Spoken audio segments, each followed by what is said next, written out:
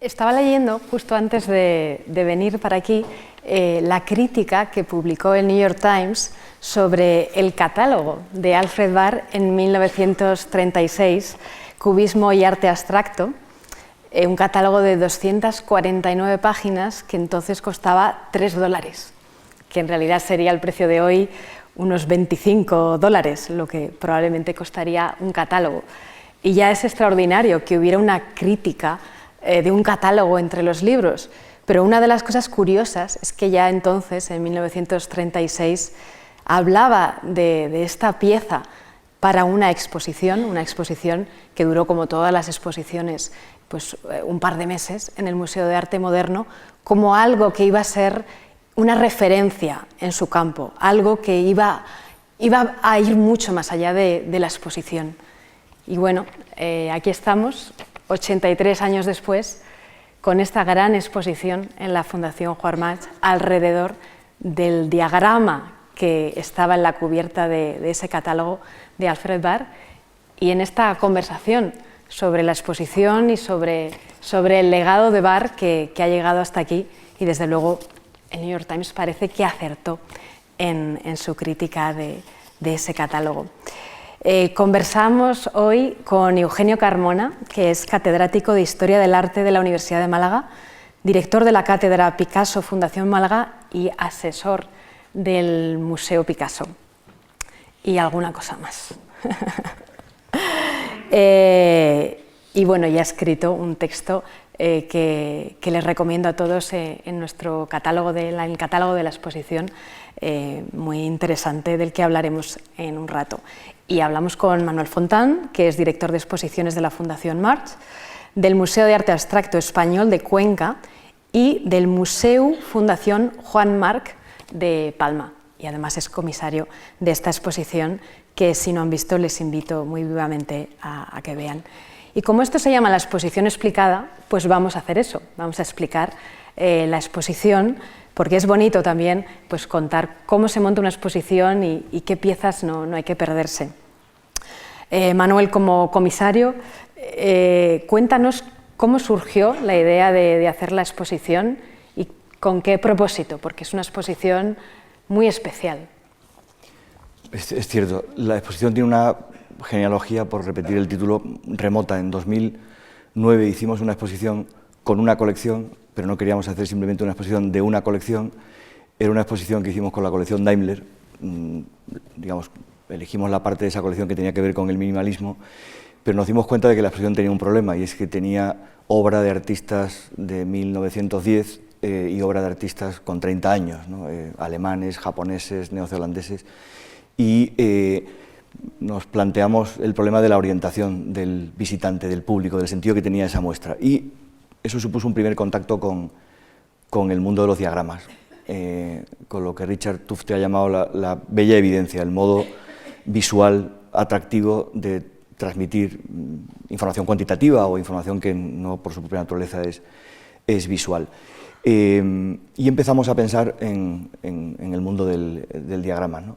Por ahí hay una diapositiva, efectivamente, en la que aparece a mi derecha, supongo que a su derecha también, la portada de uno de los libros de Astrid Schmidt-Burkhardt, probablemente la historiadora del arte que más ha trabajado en el mundo de lo que se llama, entre tanto, pues casi el paradigma diagramático o el giro diagramático, como se ha hablado de giro lingüístico y giro de la imagen. Y enseguida pues empezamos a trabajar esas fuentes, ¿no? Cuando, como en esta casa, procuramos plantear exposiciones que sean atractivas visualmente, pero que estén basadas en investigación, creemos que hay que ser honestos y huir del peligro que a veces tenemos las instituciones que nos dedicamos a hacer exposiciones, de, como dice esa expresión alemana, llegar el último y poner la guinda al pastel, ¿no? Detrás de este tipo de investigaciones hay mucha labor callada, mucho más oculta que una exposición, como la investigación académica. Bueno, muy inmediatamente apareció claramente, digamos, un diagrama esencial, que es el de 1936, el diagrama de la portada de Cubismo y Arte Abstracto. Como vamos a hablar en detalle, nos dedicaremos a él, pero digamos que apareció el mundo riquísimo de las representaciones visuales de la historia del arte, con esa idea que ha dirigido un poco la investigación de que si la historia del arte en el fondo es historiar artefactos que han sido en su mayoría hechos para ser vistos, también obviamente entendidos y oídos, pues sería raro que no tuviese más importancia que en otras áreas de conocimiento la representación visual. Y de hecho, en cuanto uno, como hemos hecho, echa la vista atrás, pues empiezan a aparecer alegorías de Daumier o genealogías futuristas o diagramas sobre el movimiento Dada de Picabia, algunos ligados al antecedente remoto de los diagramas, que son los árboles, y otros directamente son diagramas abstractos o casi tablas periódicas químicas, ¿no? O sea, modos de presentar de un golpe de vista lo que en los libros ocupa muchas páginas. En la diapositiva anterior había, por ejemplo, un ejercicio, esta es una de las 22 tablas con las que Malevich explicaba su teoría del arte en un ciclo de conferencias que dio por Europa en el año 27, ¿no? Y han aparecido pues, cosas muy curiosas, ¿no? El siguiente es un libro de Osanfan que no conocíamos, ¿no? Y que de pronto pues, se ve que el artista pues, mezclaba el texto con un diagrama cada vez que tenía necesidad casi pictórica de explicar algo que no se dejaba explicar con palabras, ¿no? Esto lo hemos hecho en una primera sección, me voy a extender un poco para dejar paso a la sección central, en una primera sección que va de 1681 a 1934, hemos hecho un parón, ahora explicaremos por qué, en el diagrama de Alfred Barr del 36, y al final de la exposición pues hay desde el año 36-37 hasta hoy, eso que está en pantalla es un póster de la familia Lavapiés, y hasta diagramas que quien vaya a ver la exposición verá que están impresos y en la pared, pero en realidad su lugar natural es la web, ¿no? Y ahí hay pues de todo, parodias del diagrama, lecturas alternativas diagramáticas de la historia del arte, como esta doble página de las Guerrilla Girls, o el anterior, que es una doble página de un libro que todos hemos leído, quizás sin caer en la cuenta de que son auténticos ensayos visuales, ¿no? Hay de los 7 ensayos de ese libro de John Berger, 4 solo tienen imágenes, ¿no? y son ensayos como los otros 5, ¿no? Ese ha sido el proyecto. Y en medio, pues el ejercicio ha sido tomarnos tan en serio los diagramas, esa especie de artefacto en el que conviven indisolublemente la imagen y algunos textos, que hemos decidido convertir uno de ellos en una exposición, el diagrama de la exposición Cubismo y Arte Abstracto. Claro, una de las cosas en las que insiste la exposición, Eugenio, es que bueno, pues la manera de contar el arte debería ser por su naturaleza visual, igual sí. Que pues al final la literatura la cuentas con palabras, ¿no? Y muchas veces la contamos con muchas demasiadas palabras. Claro. Sí. Fíjate que el fundamento de la historia del arte contemporánea está en alguien que pensó en imágenes, que fue Aby Warburg. Aby Warburg también está recogido en la exposición, ¿verdad? Y hacía sus famosas paredes, paneles con imágenes, intentando hacer ver algo que le movía a él en el conocimiento del arte, que era que los artistas funcionaban a través de imágenes que le habían precedido. Y que gracias al conocimiento de estas imágenes piensen, por ejemplo, lo digo para que el público se sitúe, ¿no? Velázquez viendo a Tiziano, ¿no? Y luego Goya viendo a Velázquez, ¿no? En realidad, aunque por supuesto los textos escritos y las teorías del arte y los tratados artísticos son muy importantes también, los artistas se mueven de imagen a imagen, ¿no? Y entonces es como piensan en esas imágenes, ¿no? Pensemos en Picasso, pues imitando las meninas de Velázquez a su vez, ¿no? O en Picasso citando a Ingres, ¿no? Entonces, claro, esto, luego la historia del arte se cuenta mediante narraciones escritas, narraciones escritas que además tienen normalmente una sola línea de desarrollo, cuando en realidad el mundo de las imágenes lo que se abre es como un diagrama de flujo, panorámico. Como un árbol, una panorámica, en varios recorridos. Bueno, Manuel, te iba a preguntar por el montaje, pero claro, deberíamos verlo en imágenes, ya que deberíamos practicar, ¿no? Quizás sí. Verlo en imágenes y además 93 metros, que es una productora que hace grandes documentales, ha hecho un pequeño documental sobre el montaje, así que vamos a verlo. En el principio fue la imagen, no la palabra. ¿Cómo se traslada un diagrama que está impreso en la portada de un libro a las 3 dimensiones del espacio expositivo?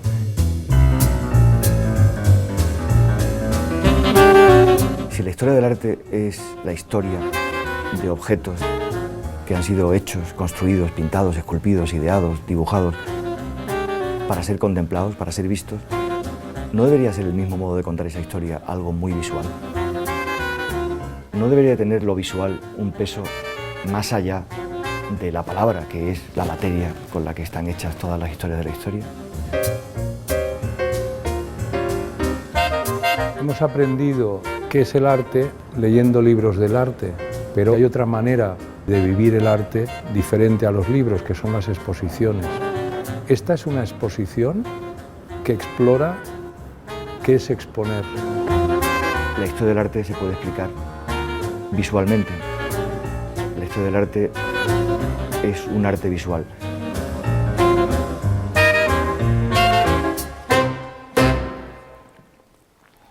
Bueno, una historia de qué es exponer. Manuel, cuéntanos qué es exponer, cómo ha sido el montaje, cuánto dura también el proceso, cuéntanos un poco, desde que se te ocurre la idea, bueno, formáis un grupo de trabajo hasta que se llega aquí, a poner las cintas en el suelo y montar esta gran exposición. Pues digamos, Eugenio ha dicho antes una cosa muy importante, y es que alude al subtítulo de la exposición. La exposición se llama Genealogías del arte, obviamente no hay una sola genealogía del arte, hay muchas, o la historia del arte como arte visual. ¿Qué es esa historia del arte como un arte visual? Pues es la historia del arte, por una parte, de los artistas, que básicamente ven, experimentan la práctica pictórica o escultórica o conceptual de otros, pero también es la historia del arte típicamente elaborada por los museos y las exposiciones. Digamos que lo que hacemos, quienes modestamente nos dedicamos, o somos los privilegiados que nos dedicamos a hacer exposiciones o a articular colecciones en museos, nuestra aspiración es hacer una historia del arte tridimensional, visual, porque en un espacio museístico, en una exposición como la de arriba, los términos de un libro se invierten proporcionalmente. En cualquier libro de historia del arte, aunque ha habido experimentos para hacer historias del arte meramente visuales, hay mucho más texto que imágenes. De hecho, las imágenes muchas veces se llaman ilustraciones porque están al servicio del texto muchas veces, ¿no? En un museo o en una exposición ocurre lo contrario, mandan, no ya las imágenes, que esto es muy importante, mandan las obras, que solo pueden estar en el libro reproducidas, y eso plantea problemas que no se plantean en la reproducción del libro. Y en cambio el texto está muy menoscabado y debe estarlo. Cuando en una exposición hay excesivo texto es porque quienes la han hecho, quienes la hemos hecho, no estamos demasiado seguros de que el artefacto visual funcione. Es como si te presentan un Picasso, pero necesitan colocarte al lado una cartela con 700 palabras para que lo entiendas. Algo falla en la obra, ¿no? Y el proceso de montaje ha sido muy bonito. Hemos trabajado con Mara Sánchez Llorens, que fue nuestra comisaria invitada para el proyecto de Lina Bobardi, una mujer con pues, un enorme conocimiento de modos de exponer. No en vano, Lina Bobardi ha sido una de las pioneras de las grandes figuras de la expografía. Pues claro, se trataba de hacer una cosa muy difícil. La exposición de Bar, y la nuestra también, quería tener un carácter más retrospectivo que controvertido, que polémico. Quería ser didáctica, ¿no? Estamos hablando del año 36 en Nueva York, ¿no? Es decir, que no de hoy, cuando el MoMA acaba de volver a abrir sus salas y a presentar ayer. Esta expresión explicada llega en un momento perfecto. Bueno, y entonces, digamos que teníamos que movernos entre el exceso de didactismo, no se trata, digamos, de mostrar todo, pero digamos que en esta exposición había que hacer explícito algo que en el fondo está en todas las exposiciones, incluso y en todos los montajes o instalaciones museísticas, incluso aunque sean fallidos, y es que, igual que en un libro hay espacios en blanco sin los cuales el libro sería insoportable o ilegible, en una exposición hay espacios en blanco y esos espacios están pensados para ganar perspectivas sobre las obras, para que te orientes, para que conectes una cosa con otra. Digamos que la diferencia en esta exposición con otras es que eso lo hemos hecho explícito. ¿Cómo? Pues poco a poco, dibujando el diagrama como si fueran las marcas de una escenografía de danza, pues en el suelo, pensando cuál podía ser la mejor manera de exponerlo, bueno, y finalmente yendo al techo con esa especie de sistema de flechas que te orienta en el espacio y en el tiempo. ¿Y cuánto habéis tardado desde que tuviste la idea hasta que, bueno, está aquí la exposición? La verdad es que la idea la hemos trabajado muy demoradamente, ¿no? Porque claro, lo que ocurre con las ideas es que vienen otras ideas y hay que atender a otros proyectos, y desde esa idea inicial del 2009 después ha habido un proceso de trabajo, de encaje en el programa de la Fundación de Madrid, y después hubo una cosa que nos favoreció mucho, y es que bueno, pues el proyecto mereció una beca de investigación en Williamstown del Clark de la Clark, de una institución dedicada a la investigación en Williamstown, en Estados Unidos. Eso supuso un empujón muy potente para las 2 primeras partes de la exposición, y después ha habido 2 años y medio de búsqueda intensa de obras. Esto ha sido muy difícil porque es una exposición que va de Cézanne hasta el año 36 y es, en el fondo, pues es intentar reconstruir el arte del siglo XX con sus ancestros en los finales del XIX y alguna referencia a, pues por ejemplo, a la estampa japonesa, a la escultura negra, a la estética de la máquina. Es construir esto, bueno, en nuestro caso, en el espacio de 3 viviendas de protección oficial, o sea, porque no ocupa más de 300 metros, ¿no? En Málaga tenemos un poco más de espacio, pero, bueno, no ha sido fácil encajarlo. Al final las obras te ayudan, y como realmente el diagrama inicial de Barr es plausible, criticable, pero plausible. Pero fíjate que diríamos, aquí se hace un poco realidad la idea de Barr, que Barr no la pudo llevar a cabo en la exposición, porque el que sí tuvo que exponer en unos pisos, me imagino que no de protección oficial, sino de otra característica, fue Barr, porque el MoMA de entonces no era el MoMA que hemos conocido la mayoría de nosotros, sino que eran realmente unas viviendas, ¿verdad?, en el centro de Manhattan, domésticas, donde luego él, que había concebido todo desde el diagrama, no pudo hacer realidad el diagrama, con lo cual creo que es aquí donde por primera vez se establece la cercanía entre el diagrama de Barr y el hecho expositivo, ¿no? Y eso es muy... Creo que las obras que hay son... realmente hablan muy bien de lo que se quiere mostrar, ¿no? Hacer exposiciones se ha vuelto una cosa muy complicada, ¿no? Entonces hay centros en todas partes del mundo demandando obras, los propios centros a los que pertenecen las obras, los coleccionistas, a veces incluso, yo me lo voy a permitir decir, porque como yo soy un profesor de provincia, me puedo permitir decir todo, pues a veces los propietarios o los otros museos se sienten celosos de proyectos que les habría gustado hacer y por falta de iniciativa no han hecho, ¿no? Y tienden a no darte la facilidad total al final, ¿no?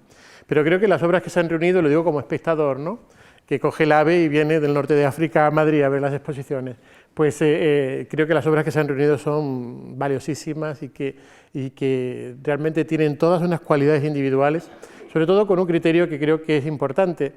No, hay mucha diversidad de formato, tal como en el propio arte moderno se produjo, y tal como en el propio mundo diagramático se produjo el asunto, ¿no? A veces, diríamos, en las exposiciones en los museos y en los museos de mucho público tienden a la monumentalización, ¿no? Y todo lo que no tenga una cierta dimensionalidad y ocupe la pared con una cierta tal, pues es menospreciado.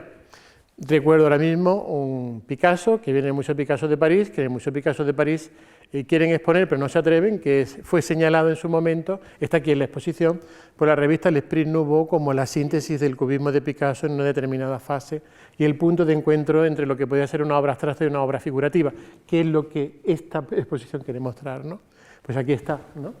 Y por lo tanto, hay 2 obras de la exposición original, claro, de 1933, una de las 2 es justamente de tu querido Picasso. Sí. Una de ellas es Picasso y la otra es un Kandinsky que hemos conseguido en préstamo del Art Institute of Chicago. Bueno, yo que ni siquiera soy un profesor de provincias, me voy a permitir todavía ser más desvergonzado y decir que efectivamente no ha sido fácil reunir estas obras. Entre tanto, hay un tipo de proyectos que se ha hecho muy complejo, porque la concurrencia y en algunos casos yo diría que incluso la inflación de exposiciones hace muy difícil trabajar con unos objetos que son originales y por tanto no puedes reproducir para que todos quepamos a lo mismo. Y está la parte de investigación sobre Barr, que además, sí, bueno sí, fuiste a los archivos en Massachusetts a rescatar pues algunos tesoros como estos que estamos viendo aquí en pantalla, ¿no? Sí, ahí el MoMA, que después comentaremos que ha estado cerrado con una moratoria de préstamos justo en el tiempo que hemos dedicado a la última fase de la exposición, bueno, ha hecho un trabajo de digitalización y de ofrecer al investigador todo el fondo de los llamados Barr Papers, muy potente, y si a eso le sumas la Smithsonian en Washington o los fondos que yo he podido consultar, por ejemplo, en Harvard, es maravilloso. Ahí hay una foto que están viendo ustedes del año 27, que son Alfred Barr, Jerry Abbott, que sería subdirector del MoMA, y su intérprete ruso, que le acompañaba en el viaje que hizo en el 27 por Europa. En Rusia pues conoció a los suprematistas, conoció a Rodchenko. Fue un viaje que para Barr fue emblemático, entonces ha sido muy emocionante, por ejemplo, ver en la Houghton Library de Harvard el diario tener las manos enguantadas, por supuesto, y con un vigilante al lado. Para que, pues el diario de Barr. O sea, ha sido, de alguna manera, bajar al subconsciente, me voy a poner un poco estupendo, al subconsciente curatorial del siglo XX, ¿no? Es decir, que este es un señor, bueno, pues que no ha pasado a la historia como un artista, ¿no? Y muy joven, cuando consiguió lo que consiguió, ¿no? Efectivamente, pero realmente lo que hizo fue una enorme gesta, compleja, casi muy compleja también, como lo ha sido, en cierto sentido, la nuestra, y quienes hacemos exposiciones, quienes nos dedicamos a gestionar museos, a pensar en los museos, pues yo creo que le debemos mucho y se aprende mucho leyéndole, siguiéndole y conociendo sus proyectos. Este viaje de Barr es muy importante como el viaje que realiza Alemania, porque claro, le da al trabajo de Barr una dimensión que pocas veces se ha... la gente es consciente de que tiene esta dimensión, ¿no? La gente no lo piensa así. Para que el público pueda saber qué estoy queriendo decir, pues siempre se dice que Barr se manejaba formalistamente, o sea, que era un formalista, que solo se interesaba por el aspecto formal de las obras, por el lenguaje. Sin embargo, en este viaje que Manuel acaba de nombrar, pues Barr se da cuenta que los artistas de vanguardia en la Unión Soviética viven en una situación ya de completo desamparo y desaparición. Y se da cuenta que en Alemania el arte degenerado, pues la llamada, o sea, el llamar al arte de vanguardia, arte degenerado, se ha impuesto. Y por lo tanto él lo que decide, y esto tú lo sabes mejor que yo, es recoger esa herencia de Europa, que él ve muy amenazado el arte moderno en su fundamento y quererla llevar a Estados Unidos. Luego hay también en la exposición de Barr una apuesta política, o sea, para él apostar por el arte moderno y por el camino que va del cubismo a la abstracción. No es solo un juego de la vida de las formas, que eso de la vida de las formas es muy importante, pero hay también una apuesta por hacer vivir el movimiento moderno en una Europa completamente amenazada, ¿no?, por regímenes totalitarios. Claro, la parte política de la muestra, ¿no? Sí, absolutamente. Es decir, que hay que darse cuenta que es un señor que en el primer Museo de Arte Moderno del mundo, en el año 36, pues coge una silla de Breuer y la cuelga de la pared. Y hay obras que están expuestas cuando no tiene los originales con reproducciones, hoy diríamos con fotocopias, ¿no? Y que, bueno, obviamente hace una distinción entre pintura, escultura y documentación, pero el diseño, la cartelería, las películas que están abajo, el cine absoluto de Egelin o de Richter, estaba ya en esa exposición, ¿no? Es decir, y en ese sentido, digamos, le rentó mucho lo que aprendió, por una parte en sus estudios universitarios, en esos dos viajes de los que habla Eugenio, y sencillamente le pareció que lo que él debía hacer como miembro de una institución naciente, perteneciendo a una cultura democrática, como era el joven MoMA, ¿no?, pues era hacer bien su trabajo, pero eso no obstaba para que, por ejemplo, el texto de presentación del catálogo, no el largo, digamos, que lo articula, sino lo que hoy sería, pues, la presentación, termina con una llamada de atención sobre, dice algo así como, esos seres libres que se dedican a dibujar líneas y colores y circunferencias que hoy están amenazados por los filisteos. Los filisteos, naturalmente, son los totalitarismos europeos que ya están en pleno auge, ¿no? Claro, qué momento. Bueno, el MoMA, que nació unos días después del crash del 29, muchas noticias, ¿no? Bueno, ahí vemos lo que nos llena, ¿no?, de inspiración, que es el diagrama, y hay una pequeña animación que podéis ver también, que pueden ver también en la exposición. Sí, el ejercicio ha sido efectivamente ese, o sea, tú preguntabas antes sobre la dificultad de la exposición. Bueno, es cómo se traslada a las tres dimensiones de un espacio positivo donde donde el régimen imperante es la realidad, pues unas referencias puramente textuales que están en las dos dimensiones de la portada de un catálogo. Eso tiene dificultades, algunas muy serias, ¿no? Porque en un diagrama tú trazas una flecha entre A y B y, por ejemplo, no te importa mucho la diferencia de formato o de tamaño entre A y B, cuando tienes que hacerlo visualmente plausible. Pero la realidad es un poco distinta. Claro, la realidad te plantea dificultades que en un libro muchas veces no tienes, ¿no? Fíjate, la animación está muy bien porque es muy clarificadora del flujo, ¿no?, en el que el diagrama quiere ir. Y sobre todo es muy clarificadora de algo que Barr aquí sustenta, que es que en el arte moderno el arte vive de arte. Es decir, lo que hay son respuestas de artistas que se van sucediendo cronológicamente a los artistas anteriores en los problemas plásticos y estéticos planteados. No hay, cuando se habla de la autonomía del arte y de que el arte es en sí, no hay una manifestación más a favor de esto que el diagrama de Barr, ¿no?, que hace ver que es que el arte vive del propio arte, ¿no? Bueno, una cosa muy bonita que habéis hecho en la exposición es darle la vuelta al diagrama cronológicamente, ¿no? Al final. Sí. Que es algo, bueno, no sé si Barr estaría de acuerdo, pero es, esto hay que, es arriesgado. por decirlo todo, esto es una cosa que descubrimos leyendo, esto suena muy pedante, pero no se me ocurre otra manera de decirlo, a un señor que Eugenio conoce muy bien, que es Michael Baxandall, que hace una reflexión muy bonita sobre la flecha, ¿no? Cuando uno dibuja una flecha le parece que el principio activo está en la parte, digamos, de las plumas de la flecha y la punta, digamos, hacia donde se dirige, ¿no? En realidad, cuando se habla de influencias históricas, el presuntamente pasivo es el principio activo. O sea, no hubo ningún estampador japonés pensando que 25 años después iba a influir en Picasso, o en Matisse. Es Matisse el que se queda impresionado con los azules de Hokusai y empieza a usar esos azules. O sea, digamos, hay una flecha al revés. De manera que entras en la exposición, digamos, te hacemos...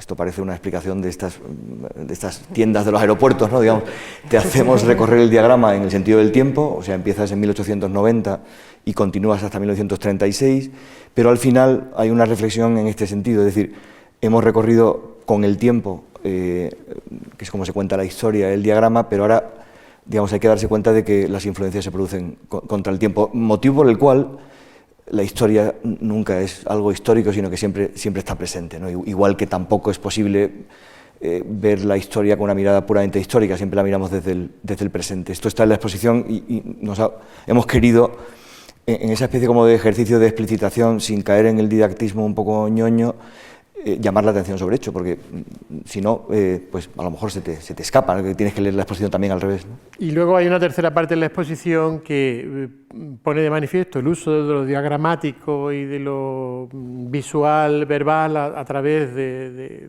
la multiplicidad, ¿no? Que lo que deja de manifiesto es que después de la exposición de Barr, nadie recurre a lo diagramático para hablar del arte sin ser consciente de que Barr ha existido. Sí, efectivamente. O sea que ya a partir de ahí él sienta como esa referencia que hay que tener en cuenta para poder seguir por ese camino, ¿no? Sí, eso tiene que ver, eso ha estado también en el proceso de trabajo y en el hecho de que, como después contaremos, hemos implicado en el proyecto de investigación a investigadores puros, investigadores que están en la academia, como Eugenio, como Astrid Spitsburger o como Uwe Fleckner. Entonces es importante pensarlo, caer en la cuenta de que digamos, esa visualización es la que vamos a ver, hay una especie como de relación continua entre la palabra y la imagen y la palabra, ¿no? El secreto del diagrama es que no hay una diferencia o no hay una separabilidad entre la imagen y lo textual, ¿no? Y eso también se da en la exposición, igual que se da en los libros, ¿no? Aquí lo vemos en el suelo, ¿no? Incluso. Ha habido que hacerlo, sí, efectivamente, Este literalmente, es ¿no? Bueno, hablábamos de las dificultades de organizar una exposición. Pues organizar una exposición sobre el fundador, director, inspirador del MoMA, justo cuando el MoMA está en plena reforma, y una reforma pues complicada, es un obstáculo adicional. Aquí tenemos algunas de las respuestas que os dieron cuando les pedís cuadros. Bueno, no son del MoMA, son de otros museos, porque no sé cuál ha sido la ratio, pero seguramente pues, ha habido 4 negativas por cada respuesta positiva, ¿no? Muchos museos dicen que no, sí. Aunque nosotros vemos el resultado de los que dicen que sí. Efectivamente, claro, ¿no? Pero este proyecto hubiera sido difícil hacerlo en cualquier momento, pero bueno, nos lanzamos a hacerlo a pesar de que el MoMA ha cerrado por ampliación con el museo vecino hasta hace muy poco, y creo que de alguna manera eso es una prueba vamos, es una especie de prueba final de hasta qué punto el diagrama de Barr hace una propuesta canónica o genealógica que ha triunfado, o sea, que ha sido triunfante, ¿no? Si solo hubiéramos, si la condición de posibilidad para hacer este proyecto hubiera sido la colección del MoMA, en la que acabaron muchas de las obras de cubismo y arte abstracto, no hubiéramos podido hacerlo. Digamos, ha impregnado tanto la política de compras de los museos, el modo de contar el arte moderno en América, en Europa, que hemos podido hacerlo con préstamos del Art Institute of Chicago, el Pompidou, el Reina Sofía, en fin, instituciones y colecciones privadas y públicas, ¿no? Sí, pero es que el MoMA nunca podría haber hecho algo, pienso yo, sobre Alfred Barr, porque Le han llamado Galería Alfred Barr a una de las galerías nuevas. Sí, se va a llamar, pero lo tiene delante, ¿no? Entonces uno no ve nunca... Mira, me voy a poner súper pedante para rivalizar con Manuel. Decía Pascal, nous pensons toujours ailleurs. Eso quiere decir, bien traducido, solo podemos pensar las cosas cuando las vemos desde el otro lado. O sea, cuando se está dentro, uno no puede, desde este lado, uno no puede pensar, uno tiene que distanciarse y verlo desde fuera. Yo creo que el MoMA Barr, como el padre fundador, no puede verlo todavía, ¿no? Lo tiene delante y todavía no puede realizar un distanciamiento. Sin embargo, desde aquí, que durante muchos años nos hemos sentido periferia y ya pues quizás no tanto, sí podemos ver, ¿no? ¿Qué hay, ¿no? O al menos podemos dar una visión que no quiere ser quizás una visión absoluta ni definitiva, pero por lo menos decir algo, ¿no? De eso que nos ha condicionado a nosotros sin que lo hayamos hecho nosotros, que se hizo allí, ¿no? Y por esto se puede hacer, ¿no? El MoMA tiene que matar al padre. Yo nunca animaría a nadie al asesinato ni al homicidio. Bueno, está penado por la ley, ¿no? Pero que sí, desde el punto de vista psicológico, si quieres, el padre ya está muerto hace mucho. O sea, ya vivimos en una sociedad en la que lo patriarcal no tiene hace tiempo, ¿no? Necesita madre el MoMA. Bueno, pues sí. Hubo quien escribió que las madres del MoMA eran las señoritas de Albiñón, pero no lo sé, o sea que... No lo sé, se han escrito tantas cosas, pero sí, efectivamente, vamos, hay algo en la génesis de esta exposición que es un cierto tributo a Barr, y que cuando te planteas, como bueno, modestamente procuramos hacerlo aquí, que las exposiciones no sean simplemente el aprovechamiento de oportunidades o de concentraciones de obras en determinados sitios que hacen fácil la gestión, sino que sean ideocéntricas, que tengan una idea, una investigación desarrollada y que la exposición sea el resultado de eso, acabas reflexionando sobre tu propio hacer, y eso te lleva a que el protagonista de una exposición de pronto no sea un artista, sino, yo diría que el padre putativo de todos los comisarios, que digamos, con la importancia que ha ganado esa figura desde entonces, ¿no? Por eso decía Eugenio al principio, o Pepe Lebrero, el director del Museo Picasso de Málaga, en el vídeo, que es una exposición sobre el hecho de exponer. O sea, digamos, es una exposición que especialmente hay que verla así que te la expliques, pero también se merece una exposición explicada para contar no tanto la exposición como lo que ha habido en la génesis de la exposición. Y para quienes hayan visto la exposición, o que la vayan a ver, o que la vuelvan a ver, ¿en qué piezas tendrían que detenerse más? Hemos hecho aquí una pequeña selección. Yo soy parte, y Eugenio también, pero le cedo el testigo a Eugenio, que comente él. Vale, acepto el testigo porque el toro es difícil. y bueno, vamos a ver, el conjunto de piezas es muy numeroso y las piezas están expuestas en una vivencia cercana de unas con otras. Lo primero que yo recomendaría al visitante es que tenga una certeza, que en una sola visita no va a ver la exposición. Pero esto está muy en relación con el diagrama también, porque el diagrama se mira un día y haces un recorrido, se mira otro y haces otro recorrido, ¿verdad? Y vas haciendo recorridos diversos, ¿no? Yo en ese sentido, bueno, pues la exposición, fíjate, tiene aquí esta relación que el propio Barr estableció, que quizás no sabemos por qué lo hizo muy bien, pero fue un guiño de continuidad, una idea que quizás el propio futurismo quiso conculcar, pero de la que es la que ha alejado a mucha gente del arte moderno. El arte moderno no es tanto una ruptura con la memoria, ni con el arte de los museos, ni con el arte del pasado, sino su necesaria continuidad en el presente, su continuidad transformada, ¿no? Y por eso relaciona a Boccioni con la victoria de Samotracia, ¿no? Que es una cosa que él hace en su exposición, ¿no? Es decir, los emparejamientos han salido de su exposición. Sí, algunos de ellos sí. Bueno, todos siguen las líneas, digamos, de influencia del diagrama, ¿no? Y algunos son, digamos, atrevidos, como esta comparación de una foto de Louis Hine de 1910 con un Brancusi posterior. ¿Vio Brancusi esa foto? Pues realmente nos da igual. Lo que es importante es que Barr, yo creo que con gran criterio, hace irradiar de algo que está completamente fuera de la historia del arte, que es la estética de la máquina, o el arte de la máquina. Lo hace irradiar de manera muy numerosa en el diagrama, es el denominador que más influencias tiene, ¿no? Y a Brancusi le adjudica solo esa. Brancusi es una especie de figura que además es de los pocos que aparece con su nombre, ¿no? Bueno, decía antes Eugenio, esto lo vamos a ver en todas las comparaciones, pero es que una exposición es una situación un poco paradójica, ¿no? Porque por una parte, como las obras que expones tienen un carácter sustantivo muy fuerte, quieres que el público y tú mismo te enamores de ellas, las contemples y te demores. Pero por otra parte, una exposición tiene que ser al mismo tiempo eso y un espacio de comparaciones. Si no es un espacio de comparaciones, no es nada, o es la exposición de una sola obra. Y claro, en una exposición como esta, y en general en cualquier exposición, sobre todo las que no son lineales, ¿no?, como aquel chiste del New Yorker, es una retrospectiva muy completa y se ve a un señor viendo un dibujo del artista cuando tenía 3 años, ¿no? Pues claro, las comparaciones son numerosísimas, sobre todo aquí, que hay influencias que van desde Cézanne hasta el arte abstracto no geométrico. Sí, y esto que estamos viendo ahora es algo que Barr introduce, no tanto por primera vez en lo que sería la crítica y el comentario del movimiento moderno, porque estaba expresado en algunas revistas y tal, pero sí en el mundo de la museología, la museografía y las exposiciones, ¿no?, que es la relación que existe entre el llamado, entre comillas, arte primitivo y la obra de Picasso, de Matisse y los fundamentos del arte moderno. Ya desde un primer momento Barr es consciente de que esta relación va a ser problemática. Y es consciente en primer lugar porque no tenemos un lenguaje adecuado.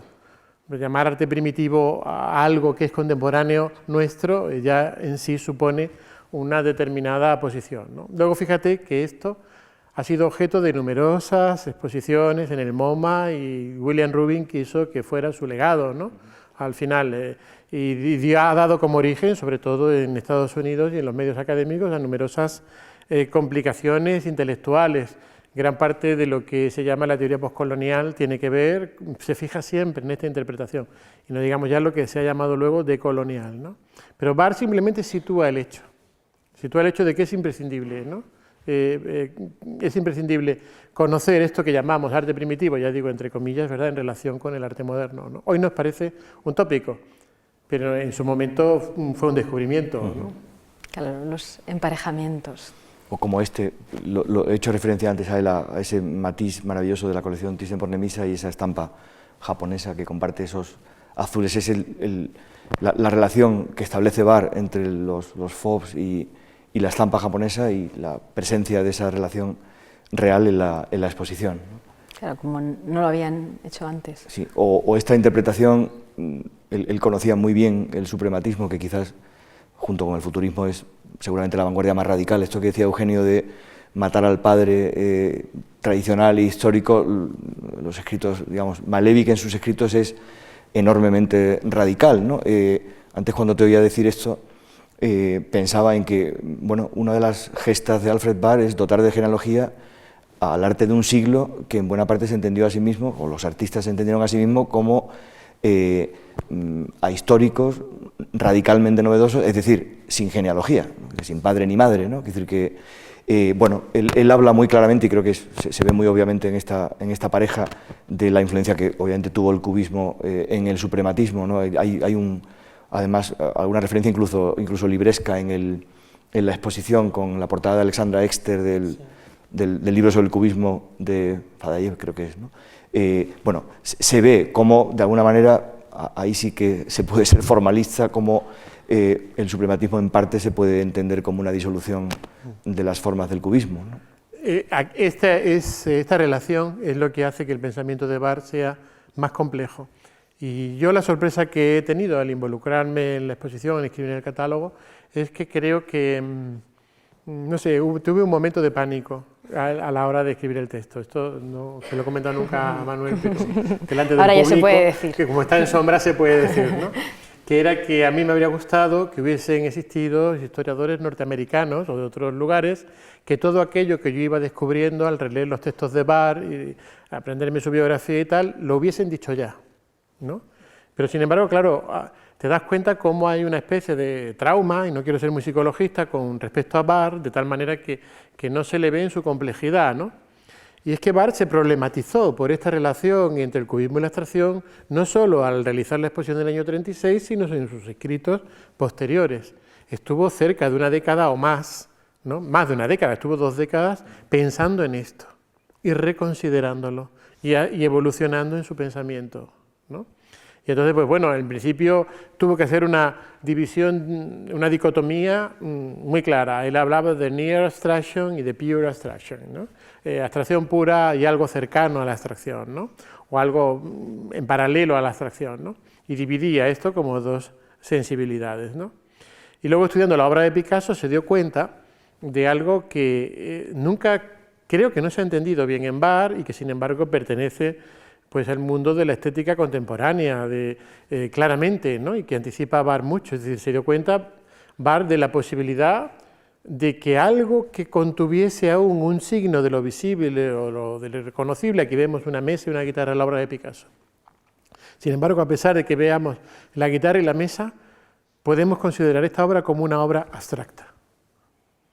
Y ese juego quizás sea un juego que es de un tipo que es distinta que la intención que puede tener Malevich, que es de partir de la abstracción y seguir en ella y hacer que a través de la abstracción veamos valores absolutos de las cosas, ¿no?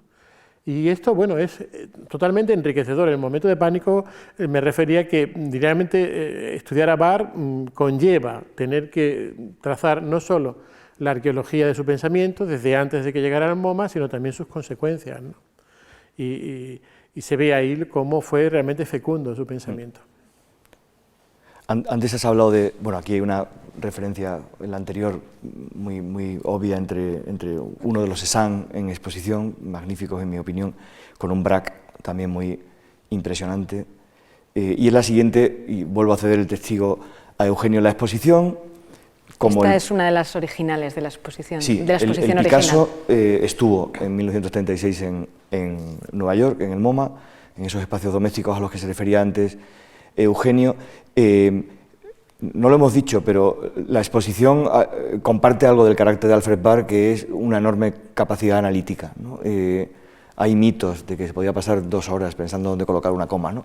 Y era muy preciso en algunos casos, ¿no? Él mantiene hasta el final del diagrama, en el año 36, algo que retrotrae hasta el año 1800, vamos, hasta la década de 1890, que es una división que nos puede parecer muy básica, que se puede equiparar a la célebre de romanticismo y clasicismo entre el arte abstracto geométrico y el arte abstracto no geométrico, ¿no? Que aquí están representados pues, por ese Picasso y ese César Domela. Y esto en la exposición lo hemos respetado. Eugenio decía, un diagrama es algo que puedes leer muchas veces y lo lees de manera panorámica, genérica, de un golpe de vista o de varios golpes de vista, mientras que un texto lo lees consecutivamente y página tras página. Esta exposición la puedes recorrer de muchas maneras. Mucha gente seguramente se habrá visto en la situación de decir, bueno, ¿y ahora por dónde tiro, ¿no? Me meto por la parte de Stil, Bauhaus, purismo y llego hasta Domela, o me voy por la parte que Barr considera que es como un Guadiana, de Odilon Redon, el expresionismo abstracto de Kandinsky en el año 12 en Múnich, a través de Dada, el surrealismo, la abstracción, Duchamp. Pues eliges, vas por un lado, vas por otro. Hay que verla varias veces. Esto es. Lo que es lo mismo que decir que, bueno, que seguramente si el juicio que le merece la exposición es buena, pues que hay que disfrutarla varias veces, ¿no? Claro, aquí lo que Barr fundamenta es algo que se convirtió eso en un paradigma que es pues una manera de pensar que se expande y que se comparte durante varias generaciones en un mismo espacio cultural y que se convierte como en una verdad sin la cual pues no podemos funcionar. Los paradigmas nacen, se implantan y luego pues desaparecen, ¿no? O son sustituidos porque las circunstancias sociales, políticas y culturales cambian, ¿no? Barr aquí vino a decir algo que era atrevido en su momento, sobre todo en la situación norteamericana. Si no hay abstracción, no hay arte moderno. Fíjate que en ese momento el realismo era en la pintura norteamericana lo que más practicaban los artistas del momento, ¿no? Entonces, claro, él está diciendo, por eso se obsesiona con el arte europeo. Dentro de que haya abstracción, la abstracción puede acercarse a la abstracción absoluta o puede edificar símbolos de otro tipo que te aproximen, como decíamos antes, a lo figurativo, pero el hecho tiene que estar y es un reconocimiento de la modernidad. Aquí esto funcionó de tal manera en el contexto norteamericano que aunque Barr no intuyó el origen del expresionismo abstracto norteamericano, creo que los pintores, que de lo que luego se ha hablado del arte más genuinamente americano, el más influyente desde la Segunda Guerra Mundial hasta finales de los años 60, pues todos estos artistas crecieron con este paradigma de Barr. Y por eso el desarrollo de la abstracción en Estados Unidos fue tan potente, ¿no? Así fue un visionario. Aquí tenemos a Barr. ¿Por qué fue un visionario? Bueno, un poco lo que nos estás contando. decíamos que esta diapositiva es graciosa, ¿no? Porque bueno, hay que contar lo difícil que era entonces también hacerse entender. Sí. Incluso digamos, fue un visionario, o sea, el bar, del tránsito del bar joven al bar de la foto anterior, al bar ya mayor de los años 60, en fin, con la corbata que le regala Picasso, que después Eugenio la interpretará porque merece la pena. Es una corbata que tiene 4 ojos dibujados, ¿no? Luego la vemos. Es una corbata de cíclope casi. Es un tesoro. La siguiente imagen da una cierta idea de qué podía significar hacer una gran exposición contando la genealogía del arte moderno, que entonces no era moderno, sino contemporáneo, porque Bar está exponiendo a artistas que acaban de... digamos, hay algunos Picassos y Matisse que está exponiendo todavía manchados húmedos de pintura, ¿no? Es decir, que esto no debemos olvidarlo, ¿no? Bueno, él tiene un conflicto con el servicio de aduanas norteamericano porque empiezan a llegar algunas de las piezas escultóricas de Europa y en la aduana, como consideran que no hay figuras humanas reconocibles en muchas de las piezas, pues quieren que el MoMA pague el impuesto aduanero que hay que pagar por la importación de acero o de hierro y no por el que se cobra cuando transportas una escultura, ¿no? Es decir, que no digo que eso marcara el nivel cultural de la época, pero para hacerse una idea de lo que significó la cierta gesta de Alfred Barr, yo creo que había que plantearse, imaginemos a una joven o un joven director de un museo creado hace apenas 7 años, bueno, que decide hacer una exposición buscando las raíces o la genealogía del arte contemporáneo de hoy, con la complejidad que eso tiene, retrotrayéndose hasta 1990, y que lo haga con tanto éxito que 50 años después, 30 años después, esa propuesta expositiva forme parte de las colecciones y de los modos de explicar lo que ha ocurrido en todo ese tiempo en todo el mundo. Pues claro, nos parecería que hizo la proeza de alguna manera interpretar su tiempo, ¿no? Darle una genealogía a lo que no parecía tenerla, unir, que es una de las cosas maravillosas que yo creo que hace Barr, lo conocido con lo desconocido. El público de Nueva York en el año 36 estaba, en parte gracias a él, preparado para entender a Van Gogh, a Cézanne y a Seurat, que es la exposición con la que se inaugura el MoMA. Pero lo que hace Barr es juntar a Van Gogh, a Seurat, a Gauguin, a Cézanne, que son los conocidos, con los desconocidos, y mostrar su filiación, es decir, apoyarse en lo conocido para dar a conocer lo desconocido. Eso es hacer avanzar el conocimiento y también el disfrute. Claro, era un visionario, pero era algo más, como podemos ver en la cubierta de su biografía. Sí, era un visionario, aquí lo llaman una especie de evangelista. Yo el misionario lo traduciría por evangelista, ¿no? Alguien que lleva la buena nueva. Y al final, cuando uno estudia a Barr y se acerca al conjunto de su vida y de su obra, podríamos decir, se da cuenta que también fue un pragmático. Y se aprende esta dualidad, y se aprende de él mucho, porque te das cuenta que él fue un visionario. ¿Por qué? Porque él se dio cuenta que la vocación norteamericana hacia el arte moderno tenía que ser irrenunciable. Se dio cuenta también que la modernidad estaba unida a las libertades personales y al arte moderno, como un esquema, y que esto que estaba sucumbiendo en Europa, él tenía que recogerlo en un gran esfuerzo y mostrarlo. En una sociedad tan nacionalista como era la norteamericana, él en la exposición Cubismo y Arte Abstracto mostró sobre arte europeo, ¿no? Para recoger esa herencia. Fue un visionario también porque se dio cuenta que las exposiciones tenían que funcionar para el gran público. Hasta entonces no estaba esto muy claro, salvo las grandes exposiciones que se hacían en París, en el Gran Palais, los salones y todo esto. Él sustituye la idea de salón, que las propias vanguardias se fundamentaron en sus presencias en los salones, por la idea de exposición de museo de arte moderno, ¿no? Fue un visionario también porque creó la idea de un catálogo que tenía que funcionar como algo que hablaba con la exposición, pero que tenía que permanecer. Pero al mismo tiempo que fue un visionario, fue un hombre pragmático, porque sabía que no le servía de nada ser visionario si no era pragmático. Es decir, nosotros estamos acostumbrados a una manera de pensar que nos parece que visionario y pragmático son dos términos que se oponen, y sin embargo no. Si tú te quedas pensando en una idea y las dejas que esté ahí y se van y se confunden con las musarañas, se evaporan. Sin embargo, tú, una vez que has tenido la idea, tienes que ser capaz de realizarla. Ahí está el resultado, ¿no? Los cuadros, sí, sus cuadros. Sí, en paralelo, me estoy acordando ahora de algo, porque los profesores siempre nos acordamos de cosas cuando, ¿no?, hablamos y tal, que en paralelo a Barr se escribió uno de los libros que para mí es fundamental para entender el arte moderno, que es el libro de John Dewey, Arte y Experiencia. Y John Dewey se opone a mucho pensamiento europeo en el sentido en que se le acusa de ser el pragmatismo norteamericano a Dewey, ¿no? Dewey se opone porque dice que si la obra de arte se concibe pero no se realiza, pues en ese concepto se puede encerrar una experiencia estética, pero que la realización es lo que realmente lleva al sujeto a reconciliarse con el mundo, ¿no? Y por lo tanto parece como si Barr y Dewey estuviesen ahí, ¿verdad? Sí. A la par y llevasen lo visionario y lo pragmático al mismo tiempo. Sí. Yo creo que era un hombre, digamos, procedente de una familia evangélica, tremendamente austero, analítico, pero un hombre con una enorme emotividad y emociones. Y ese emparejamiento entre lo visionario, en fin, lo romántico,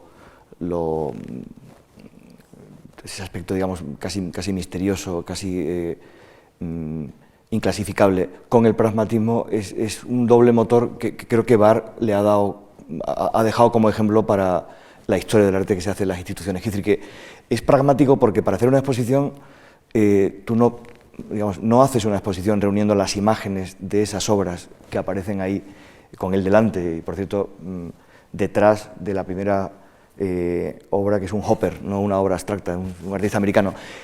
Para hacer la exposición tienes que ser lo suficientemente pragmático como para salir airoso de que tienes que realmente conseguir que te presten esas obras, no sus imágenes, que hoy vuelan por la red con gran alegría, sino las propias obras, y exponerlas en las 3 dimensiones de un espacio con sus problemas de gestión, de logística, con su coste, con su dificultad añadida. Y esto es algo que Barr tuvo claro siempre y que años después escribiría, ¿no? Él hace una contraposición o una comparación muy bonita entre el tipo de investigación que hacen los profesores en las universidades y las que se intenta hacer en las instituciones. Y es que, claro, en la universidad o en la academia se tiene tiempo, mucho tiempo dedicado a la investigación pura, por así decirlo, pero tienes un inconveniente y es que no manejas los originales. Es muy fácil, a mí esto me sorprende mucho, pero es muy fácil que una persona estudie la carrera de Historia del Arte y no haya tocado un grabado en su vida, ¿no? Es decir, porque las universidades no suelen tener museos, no hacen exposiciones, no. En las instituciones ocurre lo contrario. Nuestra enorme ventaja, nuestra enorme desventaja es que no tenemos tiempo, o no tenemos el tiempo que querríamos, pero en cambio estamos en permanente contacto con los originales, ¿no? Y no solo eso, sino que Barr tuvo la suerte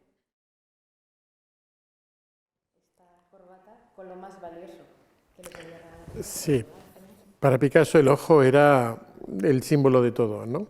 Fíjate que cuando Picasso ve que él personalmente está en crisis y que toda Europa está en crisis, la imagen que Picasso con la que transmite eso es el Minotauro ciego.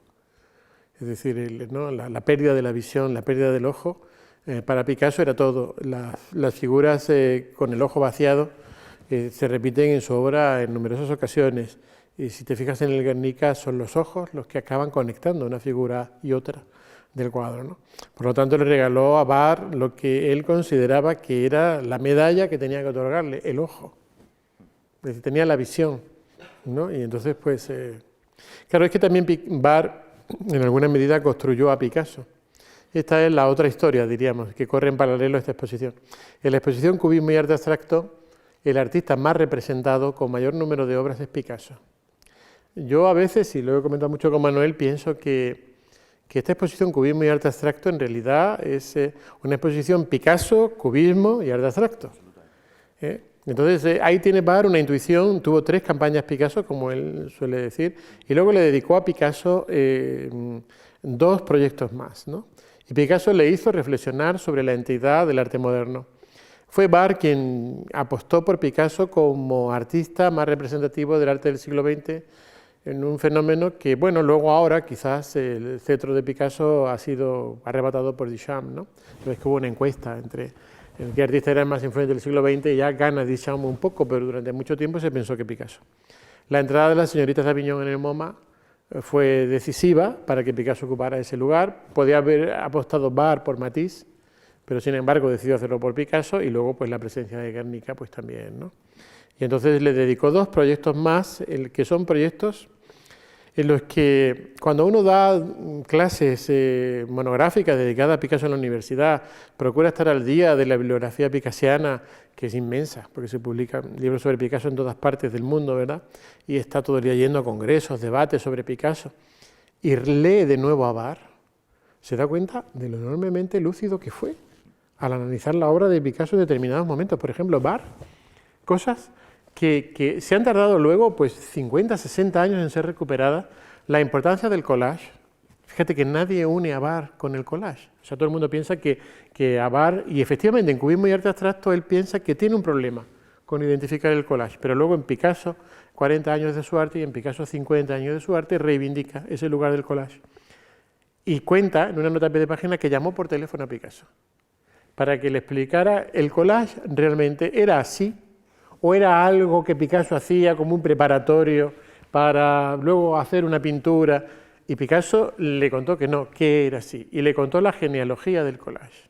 Con lo cual, fíjate que estas reflexiones de Barr sobre el collage anticipan en prácticamente 15 años el primer artículo de Clement Greenberg sobre el collage, con lo cual ya hay una reflexión en Barr que evoluciona, no es desde el principio una reflexión profunda, sino que va evolucionando.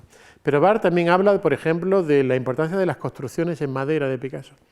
Barr llama a Picasso artista bricoleur, que yo cuando era joven y era, pues imagínate, Madrid, finales de los 80, los 90, Lévi-Strauss, la posmodernidad, no sé qué, y lo del bricoleur, el artista que manual, ¿no? Parecía que estábamos descubriendo el mundo, pues Barr ya llama a Picasso. Dice, Picasso está sustituyendo al artista de las bellas artes por el artista que hace bricolaje. Caramba, uno lee de pronto esta frase y dice, bueno, pero este hombre ya lo había dicho. Identifica un surrealismo anticipado en el cubismo. Le da importancia, los ballets no los considera algo en Picasso, no los considera algo secundario que Picasso hace para ganar dinero, sino una verdadera voluntad de llevar la modernidad al escenario, ¿no? Y así va recorriendo la obra de Picasso y va dándole lugar a muchos referentes que han tardado, quizás porque no se ha leído a Barr de una manera consecuente, muchos años luego en ser recuperados, ¿no? Fue un verdadero anticipador. Claro, y por hablar de algo que no hizo también Barr o que no fue anticipador, en la exposición no hay mujeres, no hay afroamericanos, no hay latinoamericanos, es un poco reflejo de su tiempo, pero en esto pues, fue más reflejo de su tiempo que anticipador. Absolutamente.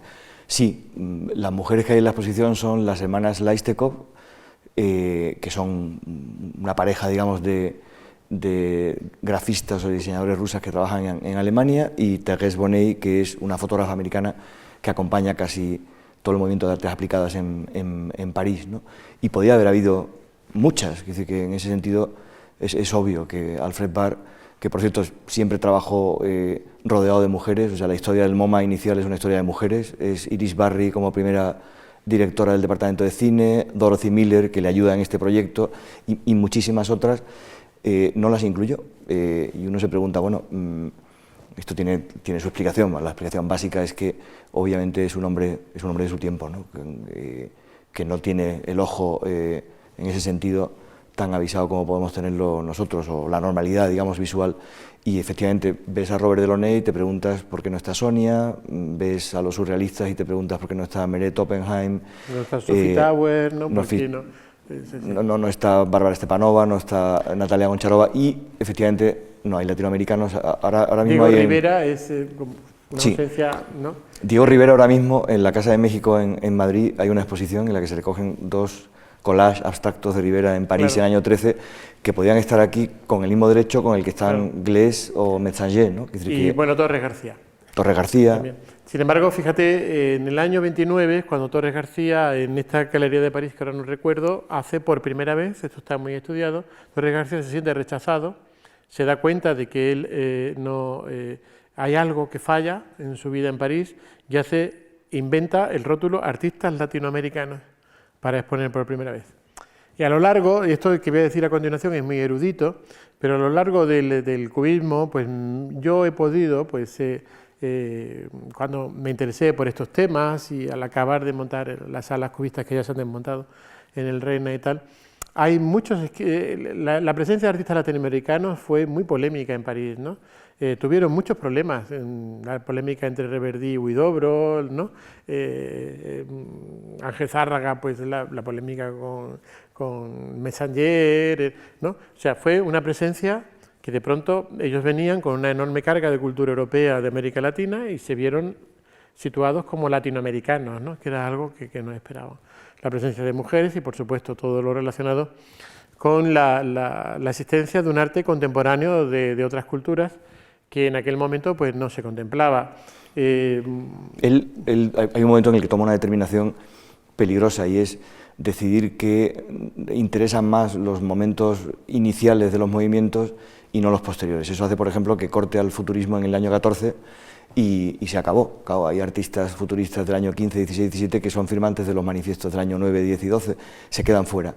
Y se quedan fuera artistas americanos que podían haber estado perfectamente incluidos.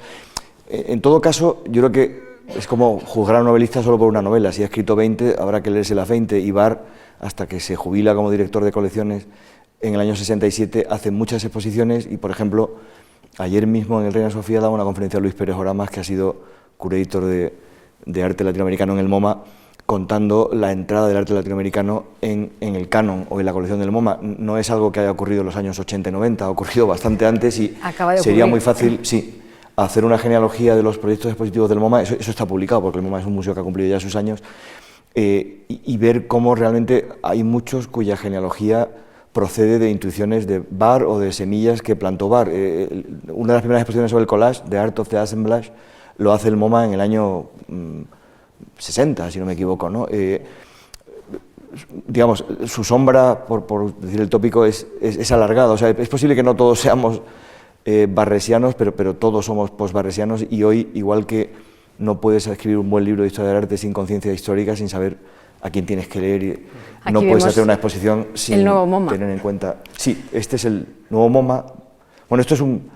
Sí, esta y la anterior son imágenes del nuevo MoMA que se está, digamos, reinaugurando y que yo creo que al hilo de la renovación y de la ampliación pues está haciendo un ejercicio muy parecido al que está haciendo también el Metropolitan, que es el de, bueno, la palabra está tan usada que da un poco de apuro usarla, ¿no? Pero que está haciendo un ejercicio digamos, de narrativas expandidas, qué horrible palabra, ¿no? O sea, de intentar contar con tu colección no una genealogía monorraíl, monocausal, sino contar, bueno, pues las inevitables historias que cuentas cuando colocas objetos en un determinado orden, y unas veces cuentas una cosa y otras veces cuentas otras, ¿no? Creo que ahí lo que está ocurriendo en el ámbito museístico es que claramente, creo que eso también se le debe a Barr, ¿no? Es que, digamos, un canon también hay que juzgarlo por su capacidad de evolucionar. Una vez oí algo que por lo visto es algo muy estudiado en la teología, que es lo que técnicamente llaman la evolución homogénea del dogma, ¿no? O sea, el dogma no hay nada más canónico que un dogma, ¿no? Pero incluso el dogma evoluciona, claro, porque la gente que lo entiende o que cree en él ha cambiado. Pues en este canon ocurre algo así. Es decir, que antes comentábamos, ¿no? Hay una imagen por ahí en la que se ve que casi contemporáneamente a revistas canónicas de arte de los años 30 consagradas a homenajear a Picasso, Duchamp está haciendo, digamos, ready-made, y Barr incluye una boîte en valise, que es una especie de bomba de relojería dentro de un planteamiento completamente retiniano, diríamos hoy, o sea, pictórico y escultórico, ¿no? Quiere decir que un canon que tiene dentro de sí la capacidad de desactivarse es menos canónico de lo que aparentemente parece. O sea, a mí, desde luego, me parece, si tuviera que discutir seriamente con alguien, diría que es una propuesta de canon, es una visión ambiciosa, pero no es una propuesta dogmática en absoluto. No lo es porque él hizo otros proyectos en paralelo a este. Hizo Dada, surrealismo, arte fantástico, ¿verdad? El arte de nuestro tiempo. Él siguió, ¿no? Y él, sobre todo, lo que tú dices del dogma, que es verdad que el dogma tiene esa cualidad teleológica y esa cualidad de permaneciendo, modificarse, ¿no? Pues él lo hizo con sus propias... Nada más con sus propios trabajos, no solo haciendo trabajos en los que se corregía a sí mismo, sino que se conservan en el MoMA catálogos de la exposición modificados por Barr. Es decir, él sabía que lo que había hecho era perfectible y era modificable. Él no quería que fuese algo que quedase consagrado e inmutable. Y entonces, bueno, pues incluso en Internet se pueden ver catálogos en los que él tacha una cosa, pone otra, cambia las denominaciones, cambia las flechas, ¿no? Claro, lo que sí ocurre es que si uno quiere criticarlo, si uno quiere superarlo, si uno quiere descolonizar la historia del arte, uno está obligado a medirse con él. O sea, si uno hoy quiere escribir memorias, pues lo siento mucho, pero tiene que medirse con Proust, porque Proust ha escrito y ha marcado un cierto nivel, discutible o menos. Lo mismo ocurre con Barr, ¿no? Sería un poco paradójico decir, bueno, pues hay que hacer una historia del arte anticanónica. Bueno, habrá que conocer primero el canon, porque uno solo gana relieve contra lo que lucha, ¿no? Bueno, y en la exposición se pueden ver muchas adaptaciones, versiones de Barr a favor y en contra. Se nos ha acabado el tiempo, pero queríamos cerrar con esta representación peculiar del arte del roto. Tú la has elegido, Manuel. Bueno, a mí el roto bueno, que a favor del roto. Se le ve por esta casa, igual está entre el público y está en la exposición, porque hay, se nos ha olvidado decirlo, no solo hay representaciones visuales de la historia del arte, sino también hay representaciones visuales de la institución arte, de la naturaleza del arte.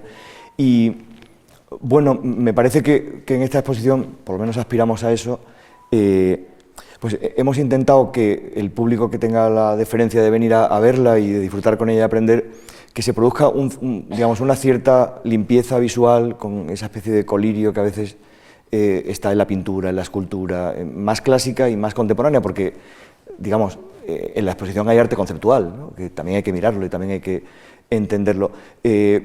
Porque aunque vivamos en un mundo que claramente es una iconofera y en el que la imagen es inflacionaria, esa imagen tiene sobre todo una presencia muchas veces medial, propagandística, publicitaria, una maquinaria, digamos, que quiere distraernos, que quiere llevarnos a un cierto tipo de consumo y no a otro, en fin, con aspectos, digamos, manipulativos. Probablemente una exposición, y esto creo que está detrás de las reflexiones de Alfred Barr sobre el servicio que prestan los museos y las instituciones a lo que él llamaba una república democrática, pero vamos, cualquier país de los nuestros, está en, bueno, es uno de los pocos reductos en los que uno puede tener la experiencia sensorial de enfrentarse a una imagen poderosa como imagen, y a intentar entenderla, interpretarla y ver el mundo o los mundos a través de ella. Eugenio, este es el ojo de Picasso en versión El roto. Sí, el ojo que tiene que humedecerse para poder seguir viendo, sí. Se humedece con pintura, con un bote de pintura. Bueno, muchas gracias y les invitamos a ver varias veces la exposición, a ver y leer y releer el catálogo, y un placer. Muchas gracias, María.